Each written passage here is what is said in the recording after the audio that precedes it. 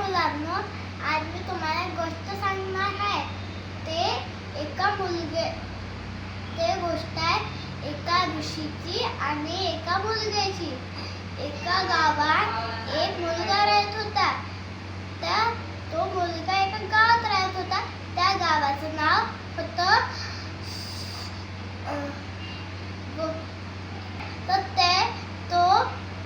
तो मुलगा त्या गावात राहत होता.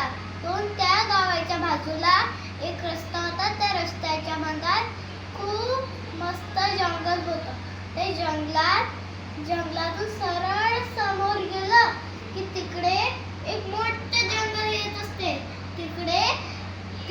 त्या जंगलात खूप सारे जंगली प्राणी असतात आणि एक ऋषी एका झाडाच्या खाली बसून सगळ्या जंगली प्राणींना खायला काही देत असते. तो ऋषी एक इमानदार ऋषी नसते आणि तो मुलगा एक इमानदार मुलगा असते.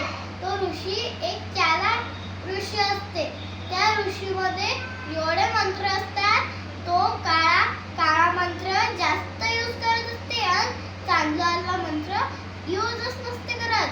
आणि त्याच्या काळ्या मंत्रानं सगळ्या लोकांना मारून प्राणीला खायला देत असते.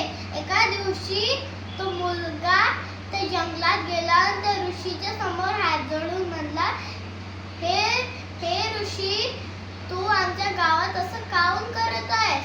आमच्या गावातले सगळे लोक आता कमी होऊ राहिले आणि एक तर आमच्या गावात खूप गोष्टीचा प्रॉब्लेम होऊ राहिला. मग तो ऋषी म्हणते, ए मुला, आता मी काय करू? या जंगलात खूप सारे जंगली जानवर आहेत. ते मलाच खायला मागतात, नाही तर मी नाही दिलं तर ते मला खाऊन घेतील. म्हणून मी लोकांना मारून त्या प्राणीला देतो. तो मुलगा म्हणाला, ऋषी, तुम्ही एक उपाय करा. त्या उपायामध्ये मी तुमच्यासोबत येणार आहे आणि मी तुमचा साथ देणार आहे. तो ऋषी म्हणाले, कोणता उपाय आहे तो? तो मुलगा म्हणाला, हा उपाय आहे की या जंगली प्राणीला एका दुसऱ्या जंगलात सोडायला लागेल. मग ऋषी म्हणला, पण हे जंगली जानवर मग आपल्यालाच खातील, तर कसं सोडावं? मग त्या मुलग्याने एक आयडिया केली. मग त्या मुलग्याने म्हणलं की या गावातला जो बॅट मुलगा मुलगी चोर अशी त्याला मारून आपण त्या वाघाला देऊ. वाघाच्या समोर जाऊन दाखवू त्याला आणि तो वाघ आपल्याच मागे येणार. मग आपण दुसऱ्या जंगलात सोडून देऊ त्याला आणि गेट बनवू या जंगलात आणि त्या गेटाला अंदरून बंद करून घेऊ. मग त्या ऋषीला अशीच आयडिया चांगली वाटते आणि ते सगळ्यांनी असंच केलं. मग लोक सगळे मग त्या गावात काहीच नाही झालं.